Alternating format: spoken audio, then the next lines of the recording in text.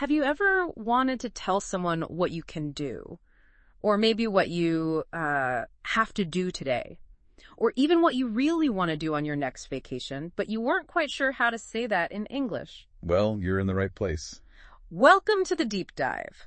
This is where we take a closer look at key ideas, helping you become well-informed quickly and hopefully confidently, especially with your English. And today, we're really excited to jump into Chapter 9 of the New York English course, second edition. I'm Alex. And I'm Taylor. And yeah, we're both ESL teachers, and we're really looking forward to guiding you through some super useful language today. That's right, Alex. And over our previous deep dives, we've already explored chapters 1 through 8. We've been building a pretty strong foundation, I think. Definitely. We've covered important basics like the verb to be, thinking about who you are, where you are. Mm-hmm. We've also learned how to use prepositions like in, on, at to talk about location and time. Really important stuff. And of course, we looked at the simple present tense for talking about your daily routines and habits. So yeah, we've come a long way. We really have. So for this deep dive, our mission, let's say, is to really understand 4 incredibly useful words. Mm-hmm. These are words that will unlock so much of your daily conversation. Can, have to, need to, and want to. Okay. These words are powerful. They help you talk about your abilities, what you're good at. Right. They also help you explain your obligations, the things you absolutely must do. Mm-hmm. We'll also cover things that are, necessary in your life. And maybe the most exciting part, your desires, what you dream of doing. We'll give you clear, simple examples, straight from the course materials, and connect them to real life so you can start using them, right away and feel more confident. Okay, let's do it. Let's start by unpacking can. So when you use can, you're talking about an ability, right? Something you know how to do. Or maybe something that is just possible. Think of it like saying, I know how to. Or it's possible to. It's really about skills, talents, or just what's achievable. That's a great way to put it. For instance, think about a really common question, like when you meet new people. Nah. Can you speak French? Right. And you might answer, yes, I can, or, no, I can't. It's just a simple, direct way to talk about a skill or, the lack of one. Yeah, and the examples we have here also give us more direct questions like, can you play the piano or can you swim? Those are such practical, everyday skills. Alex, can you swim? I know you love the beach in Brazil. Oh, absolutely, Taylor. Yes, I can swim. I learned when I was really young, just splashing around in the ocean back home. It's something I really enjoy. That's great. And I also love to cook. So I can cook Chinese food. It's kind of a favorite in my family. Oh, nice. But I definitely cannot fly an airplane. Me neither. Right. That's an ability very few people have, and I'm certainly not one of them. Kind of makes you think about all the amazing things people can do and, the things most of us cannot do. It really does. And it reminds me how often we use can just to talk about what professionals do. Like a chef can cook. That's their main thing, right? Right. A singer can sing beautifully, hopefully. And a mechanic can fix cars. These simple sentences, they just help you talk about your own talents and what's possible for you and also for others. So what about you, our listener? What are some things you can do? Maybe you can play guitar or fix computers, or maybe you can bake amazing cakes. These structures are just so helpful for basic descriptions, aren't they? What's really cool here is how can quickly lets you define yourself and your capabilities. That's really empowering when you're learning a new language. Totally. You immediately have a way to share your skills, what you're able to do. Okay, so let's shift gears a bit. Let's talk about have to. Now, this phrase is all about obligations, responsibilities, maybe rules. Mm-hmm. Obligation. It's like saying it's necessary to. Or maybe it's a rule that you must. The key idea here is often there's not much choice involved. It's something required, maybe by a situation, a person, a law. It's often like an external pressure. That's right. Our learning materials give some very clear kind of everyday examples. It mentions, I have to send emails to all our clients. Okay. Yeah. Work stuff. Or Sandra has to collect the homework.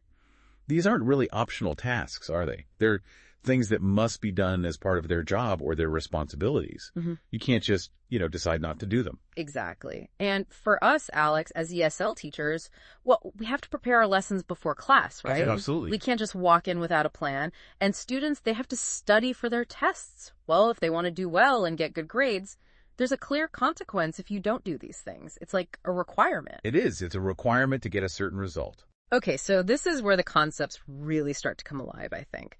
Our materials give us a fantastic real-life example of have to in action. Airport passenger regulations. Just imagine you're at the airport getting ready to travel. Oh, yeah. That place is just full of have to situations. Every step, there are rules you simply must follow. That's so true. Think about it right from the moment you arrive. The sources, they lay out the rules very clearly. Passengers have to show their passport and documents at check-in. Right, not optional. Not a polite suggestion, no. It's mandatory, especially for international travel. And you have to check in your large luggage. But here's an interesting distinction. You don't have to check in your small carry-on bag. Oh, right. That's a choice you have, usually. But the large bag, that's a requirement. And really importantly, the regulations state that you cannot take certain items onto the plane. This is where can't means it's not permitted. Exactly. Not about ability. No. Things like flammable liquids or spray cans or obviously weapons, they are strictly forbidden. These are just clear rules for safety, for everyone's safety on board. It's not about whether you can physically carry it. It's about what you are absolutely prohibited from doing. Exactly. Then, okay, once you're actually on the plane, you have to put your carry-on in the overhead compartment or, under the seat in front of you. That's an airline rule for safety and just convenience. Mm-hmm. And you have to follow all the safety protocols, like keeping your seatbelt fastened during takeoff and landing. Mm-hmm. Again, not just a suggestion, it's a rule to protect you. Yep. And once you land, the journey continues. You have to go to the baggage claim area to get your checked luggage, and then often you have to go through customs. It's this whole sequence of obligations and rules that guide your travel experience. So what does this all mean for you listening? It really means knowing have to and also can't is incredibly important for just everyday situations, especially when you're traveling. These phrases literally guide you through the necessary actions and tell you what's not allowed. It makes your journey smoother and safer, too. Definitely. Okay, now let's explore need to. This phrase.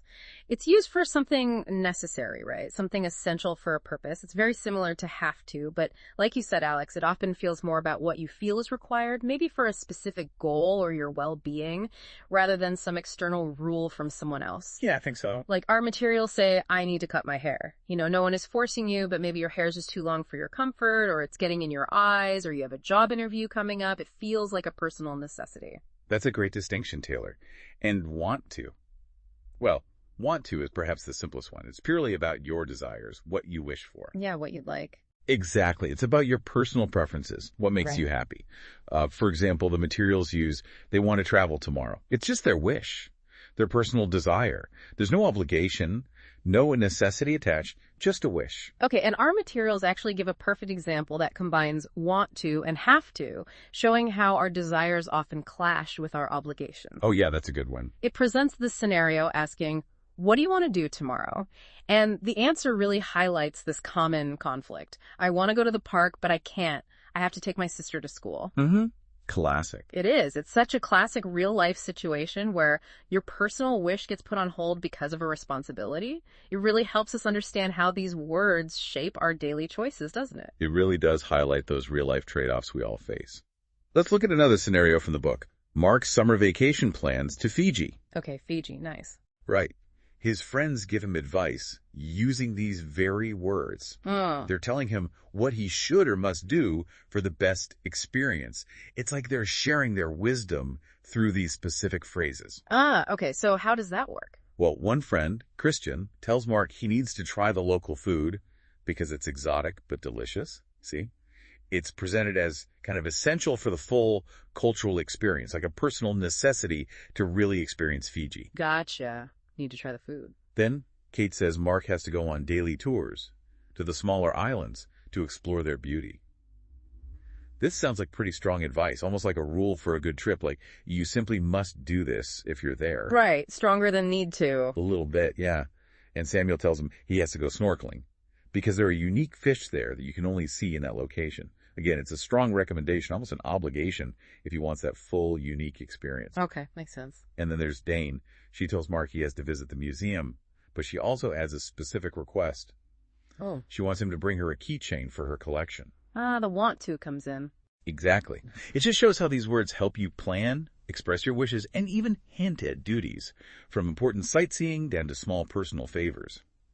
These examples really bring the phrases to life, I think. That's a great illustration of how we use these every day, Alex. Speaking of plans, what about you? What do you want to do this weekend, let's say? And maybe what do you need to do first before you can really enjoy it? That's a good question, Taylor. Yeah. Okay. This weekend, I definitely want to relax. That's the main goal. Maybe read a good book I've been looking forward to. That's nice. And perhaps go for a walk in the park if the weather's good. But before any of that fun can happen, I need to clean my apartment first. Yeah, the eternal struggle. Exactly. It's not a rule from someone else, but it's a personal necessity for me. If my apartment isn't clean, I just can't truly relax. I'll just be thinking about it. So, yeah, the desire to relax is strong, but the necessity of cleaning comes first. That is a perfect example of balancing those different forces in our lives. Okay, so to sum it up for you, our listener. All right, let's recap. Use can to talk about your abilities, what you're able to do, or what is possible. Mm-hmm.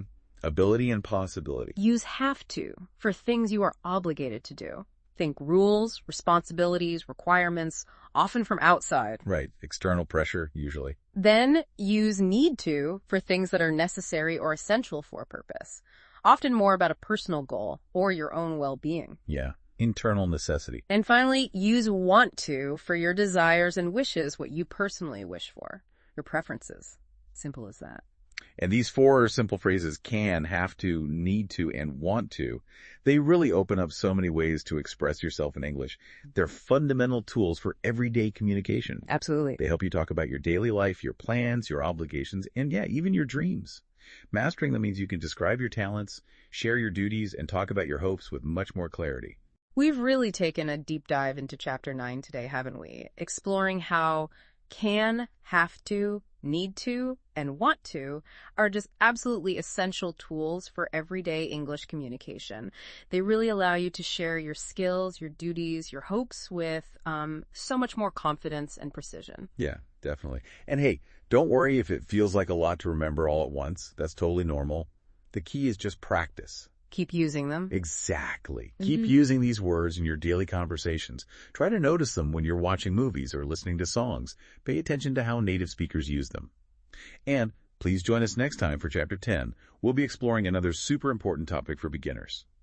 The difference between present simple and present continuous. Ooh, that's a big one. It is. Really key for talking about actions happening right now versus your routine actions. Okay, so now for you, our listener. Take just a moment to think about one new skill you want to learn. Anything. Now, what is one very small step you can take? Or maybe one thing you have to do or need to do to start learning it this week. Think about something you can do today or tomorrow just to begin that journey. Great thought to end on. Keep practicing, keep exploring, and we'll see you on the next deep dive.